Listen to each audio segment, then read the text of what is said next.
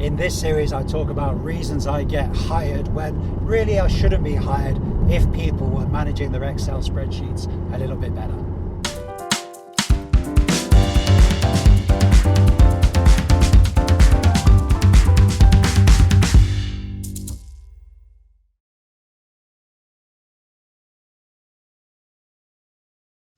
Mr. T had another question, but this is more of a general issue. It might not be something that you can answer right now.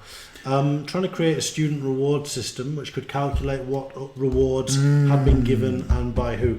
Any tips for its design? I was having this conversation in an education context with the customers of ours on Thursday this week, which was in a primary school context. The temptation might be to create multiple sheets. That might be the temptation. This might be what you're thinking about. It's not necessarily right. So you'd have the student list on each of those sheets, and then you might have one sheet for each teacher. I would recommend in this situation, try to get something on a single sheet. Try to use a single database. Things get much more complicated when you start doing data entry across multiple sheets. So I recommend trying to find a layout that works on a single sheet, and that's going to allow you to do the data analysis much easier. Now that live stream footage was back in April this year. We're now in the middle of June 2019, and since then, just in that 2-month period, I've had another 2 or 3 people phone me up about this particular issue. It is super common. Let's make sure you're not getting stuck in this trap. What is it all about? Well, what's the most basic function of Excel? Excel has cells.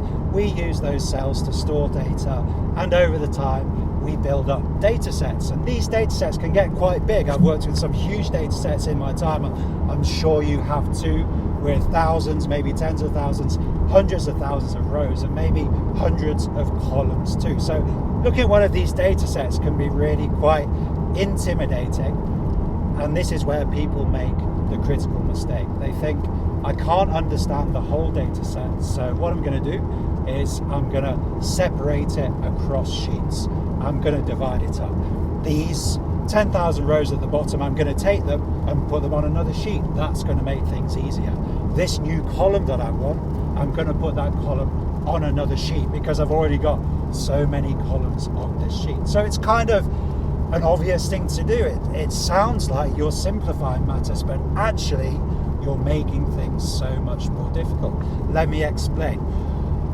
At some point, you're going to want to do some kind of data analysis with your data set. We're going to build it up. We're going to want to know something about it. Now, if we want to do data analysis, what tools have we got in Excel? Well, Excel's most powerful data analysis tool is a pivot table. And if you're anything like me, pivot tables are kind of scary. And to be honest, I try to avoid them a lot of the time. We'll talk about one alternative in a second. But we can only use pivot tables and harness the power of pivot tables if we have a single, coherent, consolidated data set. In other words, if our data is separated across multiple sheets, we simply can't use a pivot table.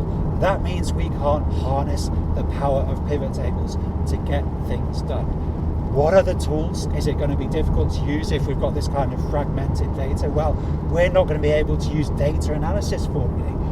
Things like SUMIF, COUNTIFs, DSUM. We're not going to be able to use these super powerful data analysis formulae easily if our database is separated across sheets. It's such a critical mistake, and it's a very common reason that people call me up. And what do I end up doing? Well, I always end up trying to consolidate the data, trying to get all of the data onto a single sheet. Once it's on a single sheet, neat and tidy, the sky is the limit in terms of the quality of the data analysis you can produce.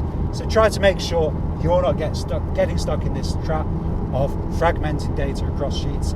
The way not to get stuck into this trap is to get comfortable navigating large data sets. And the way I recommend you do this is using keyboard shortcuts. I'll see you in another video on the channel.